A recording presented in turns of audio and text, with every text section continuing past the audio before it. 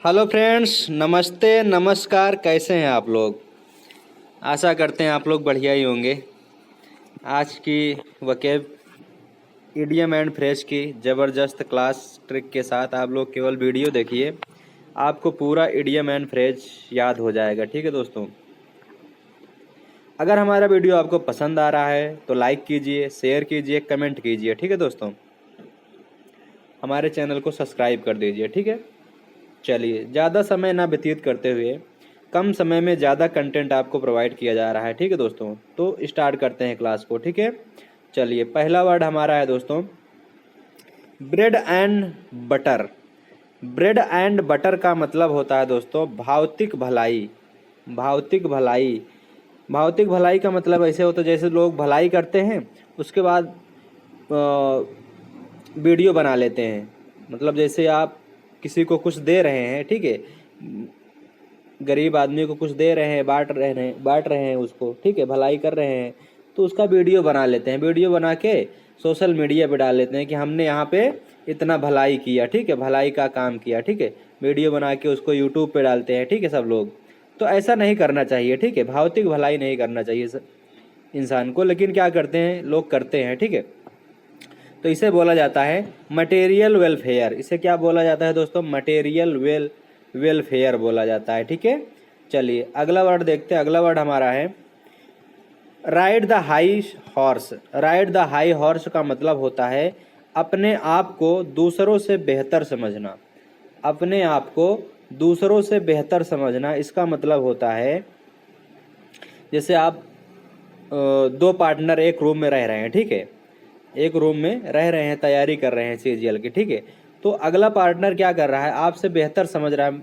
वो समझ रहा है कि मैं इससे तेज हूँ पढ़ने में, वो सोच रहा है कि मैं इनसे तेज हूँ पढ़ने में, तो उसे बोला जाता है अपने आप को दूसरों से बेहतर समझना। ठीक है, तो इसे बोला जाता है to feel yourself better than others.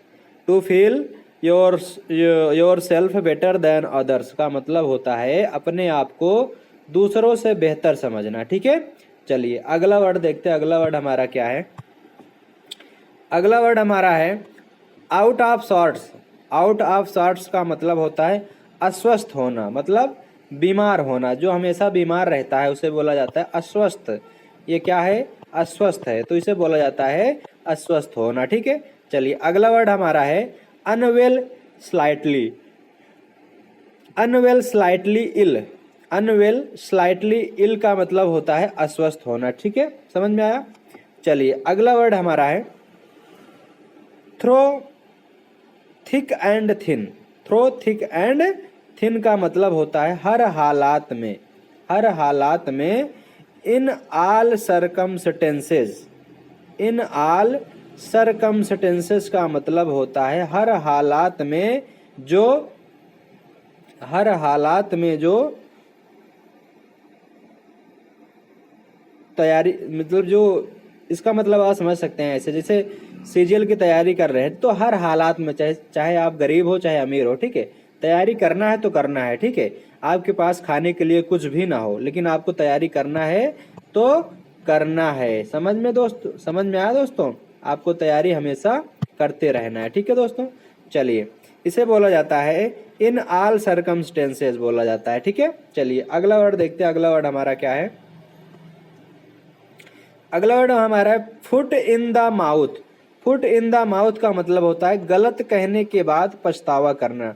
ठीक है, जैसे आप गर्लफ्रेंड और बॉयफ्रेंड है, ठीक है, तो अगर नोक झोंक हो जाती है आप में, दोनों में आपस में नोक झोंक हो जाती है तो आप कुछ गलत कह देते हैं अगर किसी को, मतलब अपने सामने वाले को किसी को गलत कह देते हैं, तो गलत कहने के बाद में आपको पछतावा अगर हो तो उसे बोला जाता है to say something that one regrets letter.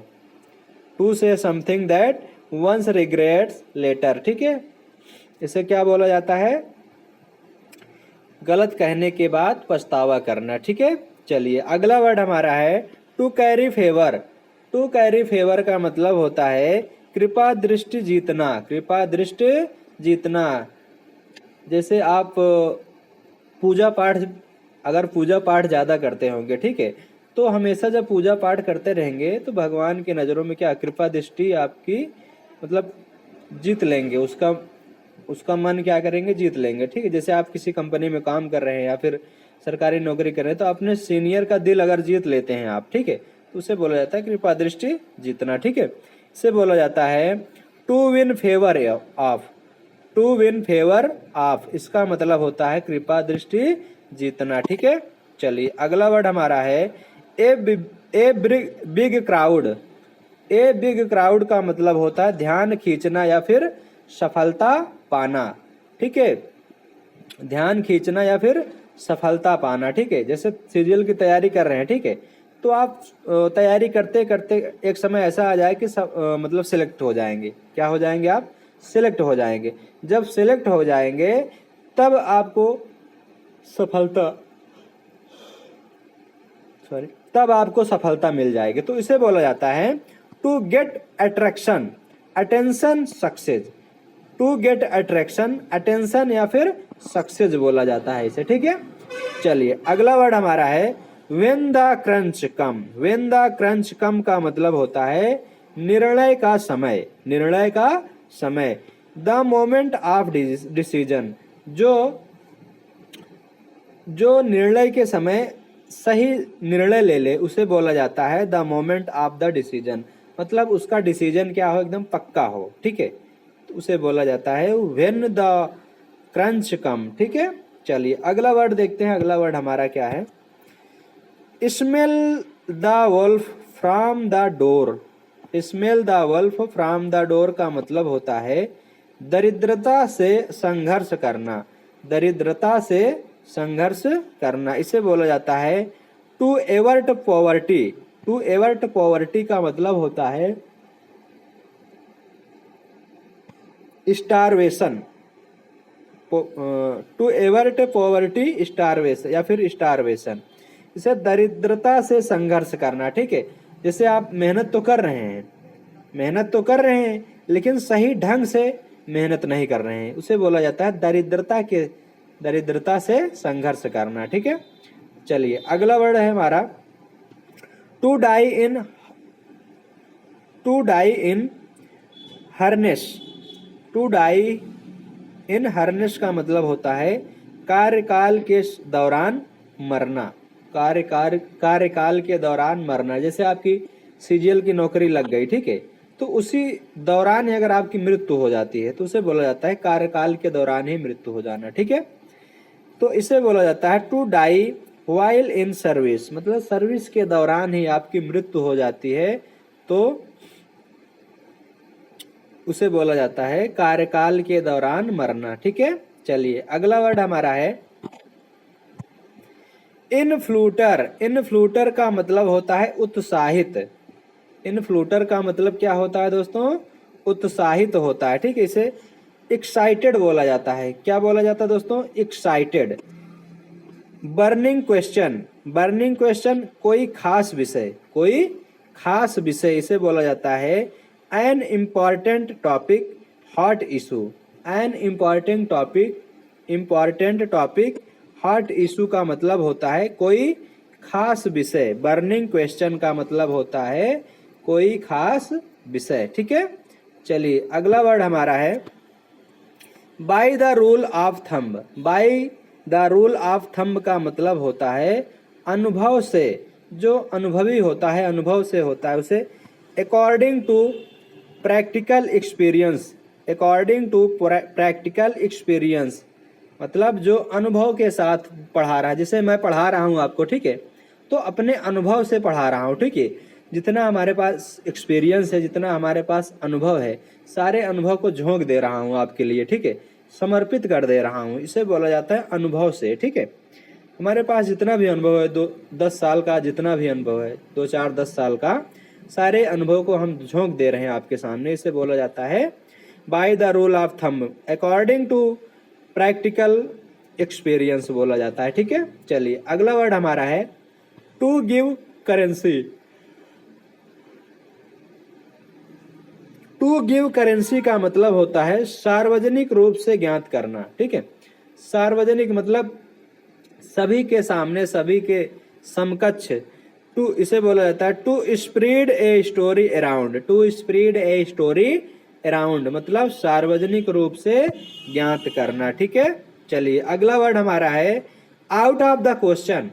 Out of the question का मतलब होता है विचार से बाहर, विचार से बाहर। जैसे आप लोग कहते नहीं कि बहुत out of the question syllabus, मतलब क्वेश्चन आ गया। ठीक है, जैसे तैयारी मतलब सीजीएल की जब एग्जाम देने जाते हैं, ठीक है, तो जब टफ आ जाता है क्वेश्चन, जब टफ आ जाता है तो बोलते हैं कि out of the syllabus, out of the question आ गया, आउट ऑफ द सिलेबस हो गया। ठीक है, तो उसे बोला जाता है विचार से बाहर, मतलब जो आपको नहीं आ रहा है। ठीक है, उसे बोला जाता है विचार से बाहर। ठीक है, इसका अर्थ है impossible or not allowed and therefore not worth discussing. ठीक है, डिस्कसिंग मतलब विचार से बाहर होता है। ठीक है, चलिए अगला वर्ड हमारा है सी से टू आई। सी से टू आई का मतलब होता है सहमत होना। ठीक है, जो सहमत होता है। ठीक है, इसे बोला जाता है टू एग्री। सहमत होना मतलब एग्री। ठीक है, चलिए अगला वर्ड हमारा है होल्ड समवन टू लीश, काबू में रखना या फिर टू रेस्ट्रेन। टू रेस्ट्रेन मतलब होल्ड समवन टू लीश मतलब काबू में रखना। ठीक है, मतलब किसी दूसरे के पक्ष में ना रहे, काबू में ना रहे। ठीक है, अपने काबू में रखना, उसे बोला टू रिस्ट्रेन बोला जाता है। ठीक है, समझ में आया दोस्तों। चलिए अगर हमारा वीडियो आपको पसंद आ रहा है तो लाइक कीजिए, शेयर कीजिए, दबा के सब्सक्राइब कीजिए। ठीक है, और बेल आइकन को दबा दीजिए ताकि नोटिफिकेशन आपको डेली मिलता रहे। ठीक है, चलिए आज के लिए बस इतना ही दोस्तों, आगे मिलते हैं कल। तब तक के लिए गुड बाय, जय हिंद दोस्तों, नमस्ते, नमस्कार।